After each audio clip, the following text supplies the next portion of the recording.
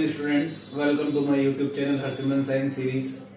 आज का टॉपिक हमारा जो रहेगा, आज हम एक नई यूनिट स्टार्ट कर रहे हैं, फंडामेंटल ऑफ रिप्रोडक्शन। एक पर्टिकुलर टॉपिक स्टार्ट करने से पहले मैं आपको कुछ टर्म्स, कॉमन टर्म्स बताना चाहूंगा। ठीक है, हमारी बॉडी में दो टाइप के सेल्स प्रेजेंट होते हैं। तो फर्स्ट टाइप के सेल्स होते हैं उनको हम बोलते हैं सोमेटिक सेल्स, ओके। एंड जो सेकेंड टाइप के सेल्स होते हैं उनको हम बोलते हैं germ cells.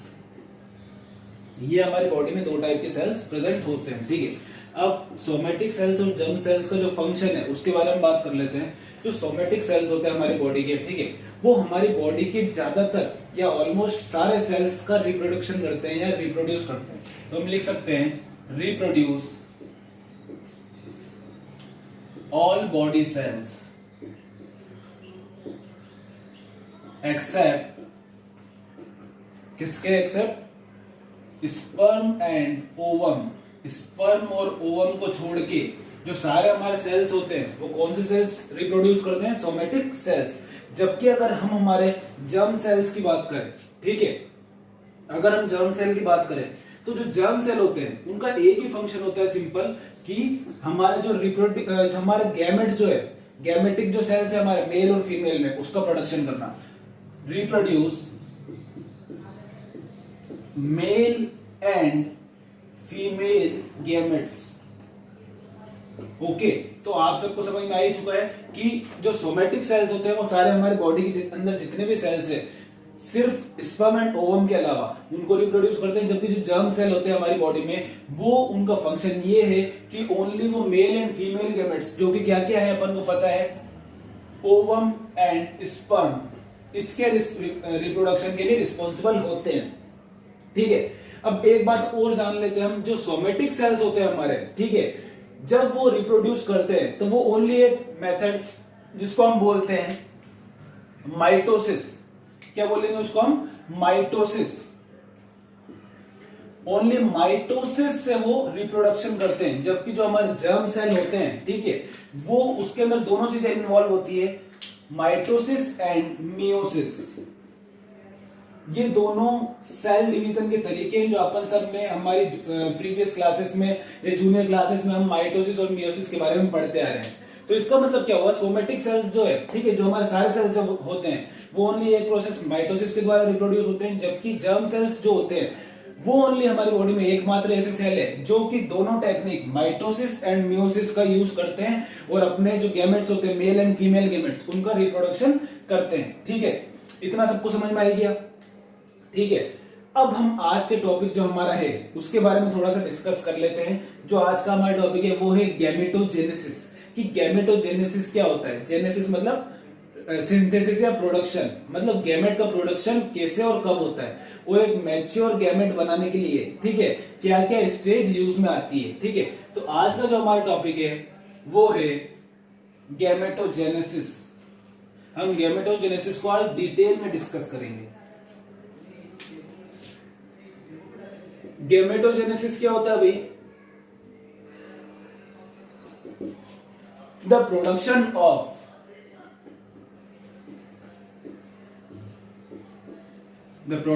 Of mature male and female gamete. The production of mature male and female gamete. अब mature male and female gamete को हम क्या बोलते हैं भाई? स्पर्मेटोजोन एंड ओवम। फीमेल के अंदर क्या बोलेंगे? ओवम। ठीक है, the production of mature male and female gamete before they unite to form zygote is called gametogenesis. सबको समझ में आई होगी डेफिनेशन कि क्या बात करी हमने? गैमेटोजेनेसिस किसको बोलते हैं हम? The production of mature male and female gamete. Male and female gamete का, mature male and female gamete का जो प्रोडक्शन होता है, जिसको हम क्या बोलते हैं? Spermatozoon and ovum, before they unite to form zygote. Zygote बनाने से पहले या फर्टिलाइजेशन होने से जस्ट पहले जो mature male and female gamete होते हैं उनका प्रोडक्शन होता है, उनको अपन क्या बोलते हैं, गैमेटोजेनेसिस बोलते हैं अपन, ठीक है। अब सीधी सी बात है, गैमेटोजेनेसिस अगर मेल एंड फीमेल गैमेट है तो इसके अंदर भी दो प्रोसेस होगी, इन्वॉल्व होगी, एक production of male gamete and एक प्रोडक्शन ऑफ फीमेल गैमेट। अब इन दोनों ये दोनों जो प्रोसेस होती है इनका अलग अलग नाम है और एक इनकी पूरी पर्टिकुलर साइकिल है, ठीक है। तो हम बात करेंगे, आज हम बात करेंगे oogenesis के बारे में, the production of female gamete, production of mature female gamete, ठीक है। गैमेटोजेनेसिस की डेफिनेशन सबको समझ में आएगी।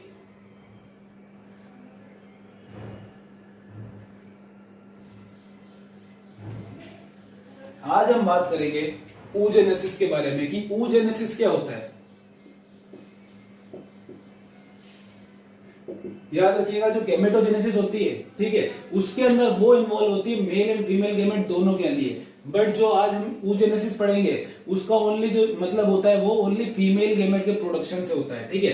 तो oogenesis की अगर हम डेफिनेशन की बात करें तो the production of mature female gamete,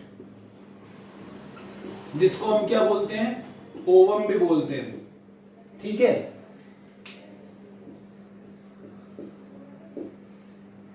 जिसको हम क्या बोलते हैं, ओवम भी बोलते हैं। The production of mature female gamete is called oogenesis। अब अगर हम बात करें तो ये जो oogenesis की प्रोसेस होती है ये एक पूरी बड़ी साइकिल है। ऐसा नहीं होता है कि डायरेक्ट ओवम जो होता है वो हमको एक मैच्योर ओवम की तरह मिल जाता है, ठीक है। स्टार्टिंग में कैसे एम्ब्रियो से स्टार्ट होती है, एम्ब्रियोनिक स्टेज से आज हम इसकी पूरी लाइफ साइकिल पढ़ेंगे कि एम्ब्रियोनिक स्टेज से कैसे स्टार्ट हो गई है, धीरे धीरे क्या होती है, मैच्योरेशन की तरफ बढ़ती है, ठीक है। तो अगर हम बात करें आज इसके साइकिल के बारे में, ठीक है, तो ये डेफिनेशन हो गई इसकी। उसके बाद हम करते हैं इसकी साइकिल के बारे में बात। हम बोल सकते हैं इसको मैच्योरेशन साइकिल,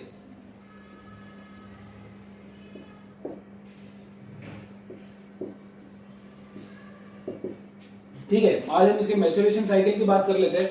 सबसे पहले अगर हम बात करें तो जो जर्म सेल्स होते हैं, ठीक है, जर्म सेल्स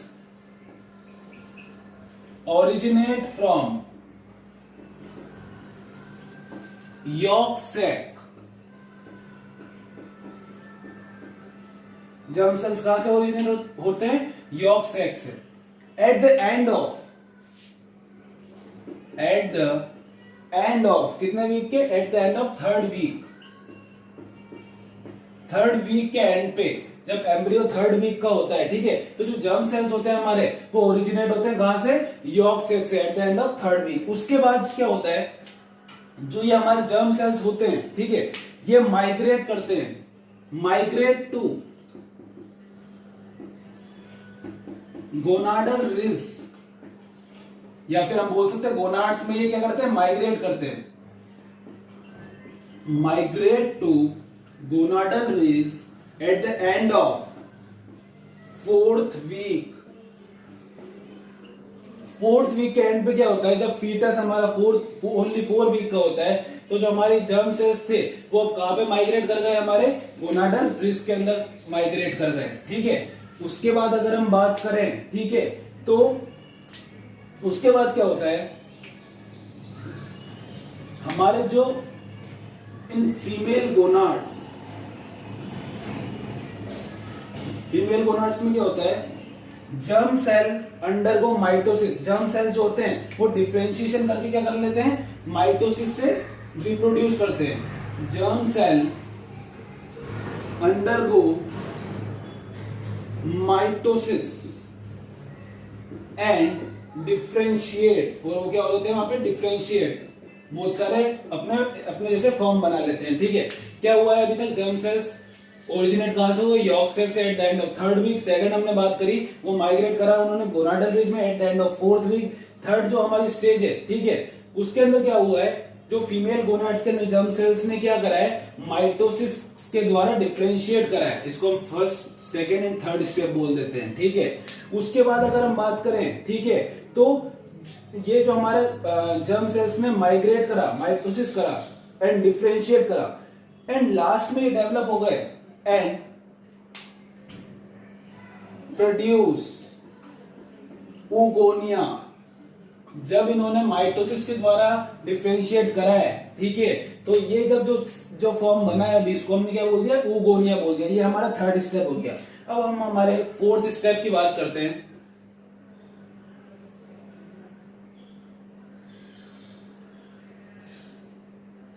हमारा जो फोर्थ स्टेप है वो क्या है, number of oogonia reached 7 million. हमारे जो नंबर ऑफ ऊगोनिया थे वो कितने हो गए, 7 million at the end of 20th week.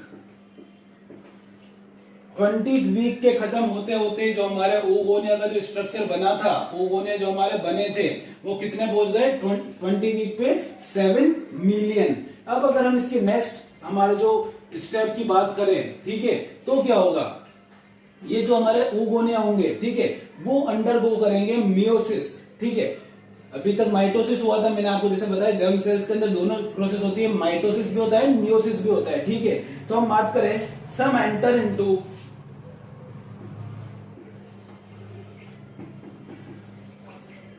Prophase of meiosis या मियोटिक बोल सकते हैं इसको हम। फर्स्ट किस में कन्वर्ट हो गया वो, किस में एंटर हो गया, some enter into prophase of meiotic 1 and produce, क्या बना लिया उन्होंने भाई, प्राइमरी स्पर्मेटोसाइट। किसमें कन्वर्ट हो गए भाई, वो प्राइमरी स्पर्मेटोसाइट में कन्वर्ट हो गए। फोर्थ स्टेप क्या था हमारा, oogonia 7 मिलियन पहुंच गए थे 20th वीक के एंड पे। फिफ्थ स्टेप हमने क्या पढ़ा, some enter into prophase 1, prophase of meiotic first and produce primary spermatocyte. जो हमारा इसका नेक्स्ट स्टेप होगा, ठीक है, all the oogonia convert into primary spermatocyte. जितने भी oogonia थे वो किसमें कन्वर्ट हो गए भाई, प्राइमरी स्पर्मेटोसाइट में कन्वर्ट हो गए। एट बर्थ, बर्थ के ऊपर क्या होगा, सबने किसमें कन्वर्जन कर लिया भाई, अपना प्राइमरी स्पर्मेटोसाइट में इन्होंने सबने अपना क्या कर लिया, कन्वर्जन कर लिया। ये हमारी सिक्स्थ स्टेप हो गई। ठीक है, हमको एक एक स्टेप को ध्यान से समझना है, क्योंकि ये मैं डिटेल में समझा रहा हूं ताकि आप सबको समझ में आ सके। ठीक है, ये हमारा सिक्स्थ स्टेप हो गया। उसके बाद अगर हम इसके सेवंथ स्टेप की बात करें, जो टोटल नंबर ऑफ स्पर्मेटोसाइट है, सेवंथ बात करें हम, total number of primary spermatocyte थे, total number of primary spermatocyte remain, कितने रह गए वो, अब ओनली 2 मिलियन रह गए।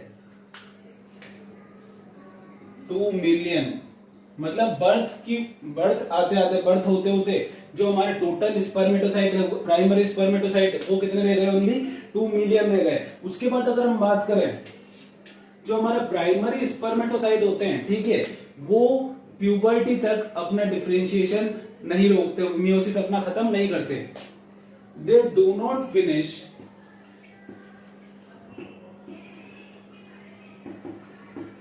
There meiotic division until puberty। puberty तक क्या करते हैं, वो अपना meiotic division खत्म नहीं करते। लास्ट में क्या होगा, जो 9th स्टेप है इसकी, उसके अंदर क्या होगा, जो हमारे प्राइमरी स्पर्मेटोसाइट है वो अब ओनली 4 लेग्स रह गए। At about puberty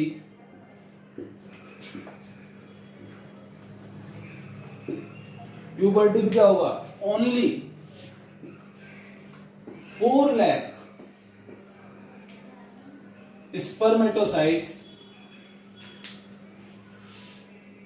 primary spermatocytes बोल देंगे अपन इसको, primary spermatocytes are left behind. कितने रह गए, ओनली 4 लाख प्राइमरी स्पर्मेटोसाइट बच गए, बाकी सबके सब जो होते हैं वो इंटैक्ट हो गए और वो पीछे छूट गए। ठीक है, जो लास्ट स्टेप होगा इसका वो होगा इन 4 लाख में से भी only 400 is able to ovulate during entire reproductive life. क्या बोलेंगे अपन, जो हमारी लास्ट स्टेप है इसकी, ओनली 400 प्राइमरी स्पर्मेटोसाइट जो बचे हैं हमारे, only 400 primary spermatocyte are able to only ovulate during the female reproductive life. ये 7 मिलियन से स्टार्ट हुए थे oogonia बनना, और लास्ट में कितने प्राइमरी स्पर्मेटोसाइट रहेगा, ओनली 400. ओके, ये आपको लाइफ साइकिल समझ में आ गई. अब इसकी अपन एक समरी पढ़ लेंगे, जितना भी अपन ने थ्योरी पढ़ी इसकी अपन एक छोटी सी समरी पढ़ लेंगे, उससे आपको बिल्कुल क्लियर हो जाएगा. ठीक है,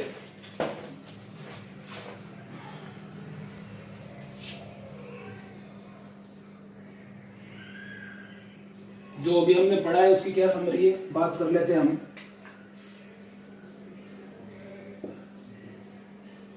ठीक है, सबसे पहले हम स्टार्ट करते हैं oogenesis से.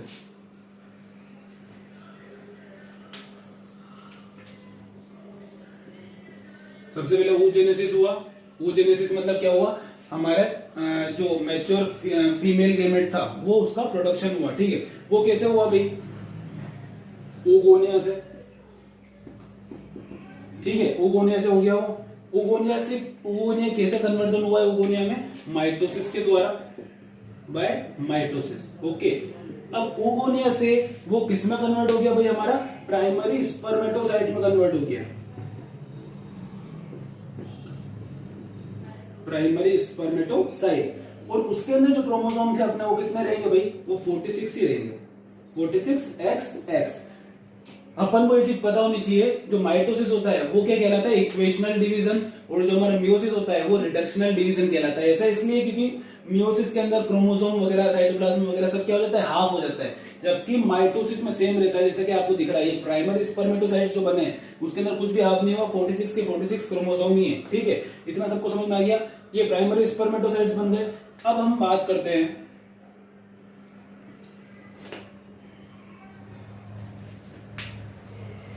First meiotic division. अब क्या होगा, first meiotic division until puberty.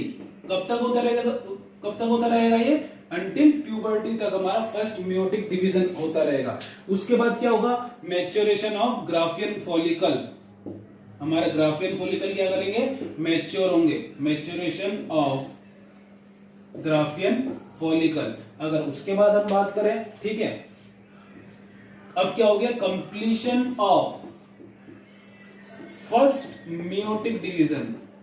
हमारा जो फर्स्ट मियोटिक डिवीजन था वो क्या हो गया, कंप्लीट हो गया. ठीक है, उसके बाद अगर हम बात करें तो जैसे हमारा फर्स्ट मियोटिक डिवीजन कंप्लीट होगा तो क्या बनेगा हमारे पास, secondary spermatocyte and first polar body बनेगी हमारे पास. क्या बनेगी, फर्स्ट पोलर बॉडी बनी हमारे पास. इतना सबको समझ में आ गया कि देखिए सबसे पहले क्या हुआ, वही प्रोसेस है. oogenesis कैसे हुआ है, oogonia में जर्म सेल्स जो थे वो किसमें कन्वर्ट हुए थे, oogonia में, by the process of mitosis. Then oogonia जो था वो कन्वर्ट हो गया 20th वीक में. ठीक है, oogonia 7 मिलियन पहुंच गया था, अपन ने जैसा पढ़ा था 20th वीक में. उसके बाद क्या हुआ था, वो प्रोफेस 1 में एंटर कर गए थे मियोटिक डिवीजन के. तो क्या बना दिया था, प्राइमरी स्पर्मेटोसाइट बनाया था. प्राइमरी स्पर्मेटोसाइट का कब तक डिवीजन होता गया था, मियोटिक 1 का, मियोटिक फर्स्ट डिवीजन का, अंटिल प्यूबर्टी. प्यूबर्टी तक अपन को पता है ओनली कितने रह गए थे हमारे पास प्राइमरी स्पर्मेटोसाइट, ओनली 4 लाख. उसके बाद अगर हम बात करें तो ग्राफियन फॉलिकल मैच्योर हुआ. उसके बाद हमारा फर्स्ट मियोटिक डिवीजन प्यूबर्टी पे आके खत्म हो गया. उसके बाद अगर हम बात करें तो हमारा यहाँ पे सेकेंडरी स्पर्मेटोसाइट बना और फर्स्ट पोलर बॉडी बनी. ठीक है, अब क्या होता है, देखिए ये सेकेंडरी स्पर्मेटोसाइट बन गया और फर्स्ट पोलर बॉडी बन गई. ठीक है, इसके बाद अगर हम बात करें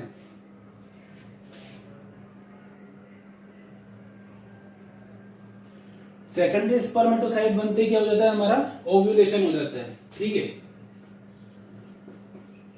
अब अगर ओव्यूलेशन तो हो गया बट फर्टिलाइजेशन हुआ कि नहीं हुआ ये इस पे डिपेंड करेगा, ठीक है। अगर नॉन फर्टिलाइजेशन नहीं हुआ तो क्या होगा, और अगर फर्टिलाइजेशन हो गया तो क्या होता है, ठीक है।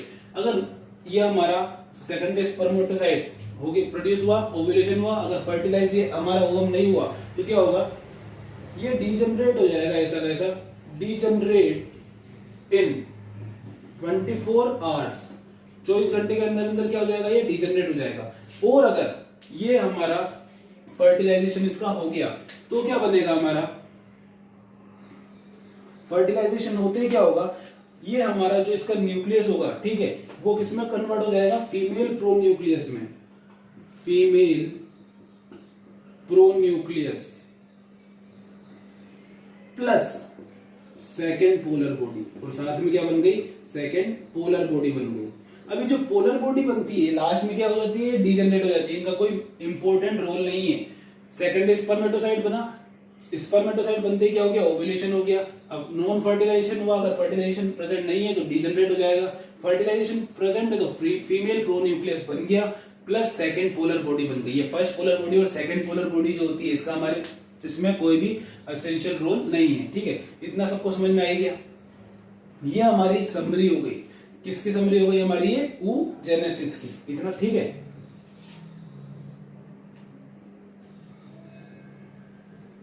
उसके बाद जो हमारा लास्ट टॉपिक है आज का वो है structure of a mature ovum, कि हमारा जो मैच्योर ओवम होता है, ठीक है, उसका स्ट्रक्चर वो कैसा दिखता है। स्ट्रक्चर ऑफ मैच्योर ओवम, ठीक है, हम स्ट्रक्चर बनाते हैं मैच्योर ओवम का।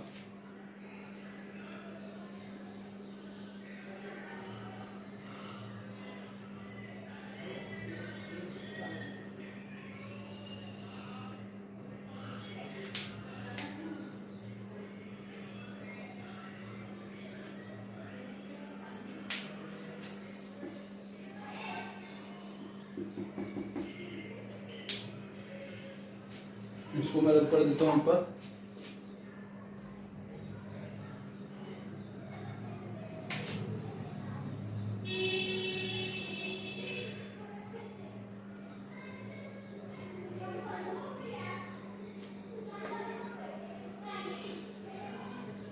ठीक है, ये कुछ इस प्रकार दिखता है अपन को। यहाँ पे इसका साइटोप्लाज्म प्रेजेंट होता है हमारे ओवम का, ठीक है। और हम बात कर लेते हैं,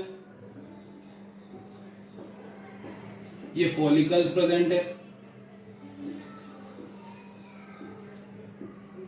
ठीक है। इस लेयर, बाहर वाली लेयर को जो क्या बोलते हैं हम, कोरोना रेडिएटा बोलते हैं।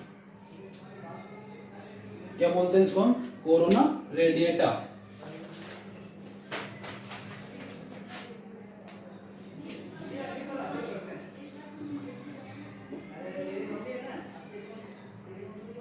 ठीक है, इसको हम बोलते हैं फॉलिकल्स, जो फॉलिकल्स प्रेजेंट होते हैं, ठीक है। ये हमारा स्ट्रक्चर जो है अंदर का, इसको हम बोलते हैं न्यूक्लियोलस, ठीक है, इसको हमने न्यूक्लियोलस बोल दिया। उसके बाद अगर हम इस स्ट्रक्चर की बात करें, ठीक है, तो इसको हम बोलते हैं विट्टेलाइन मेम्ब्रेन। क्या बोलते हैं इसको हम, विट्टेलाइन मेम्ब्रेन,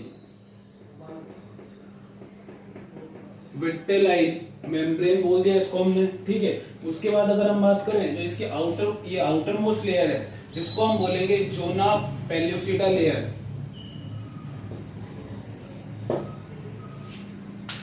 अंदर वाली लेयर को क्या बोला, विट्टेलाइन मेम्ब्रेन, बाहर वाली मेम्ब्रेन को क्या बोला, जोना पेल्यूसिडा। और ये जो बीच का स्पेस बचा इसको हम बोलते हैं विट्टेलाइन स्पेस या पेरीविट्टेलाइन स्पेस। क्या बोल दिया इसको हमने, पेरीविट्टेलाइन स्पेस बोल दिया हमने इसको, ठीक है। बाहर वाली लेयर हो गई कोरोना रेडिएटा। अब अगर हम बात करें जो हमारा ये स्ट्रक्चर ऑफ ओवम है, ठीक है, ये हमारा यहाँ पे साइटोप्लाज्म प्रेजेंट हो गया, ठीक है। ये जो ओवम का स्ट्रक्चर होता है ये largest cell of our body है, सबसे बड़ा सेल होता है हमारी बॉडी का, ठीक है। लगभग इसकी जो हमारी जो इसका डायमीटर होता है, ठीक है, लार्जेस्ट सेल हो गया हमारी बॉडी का।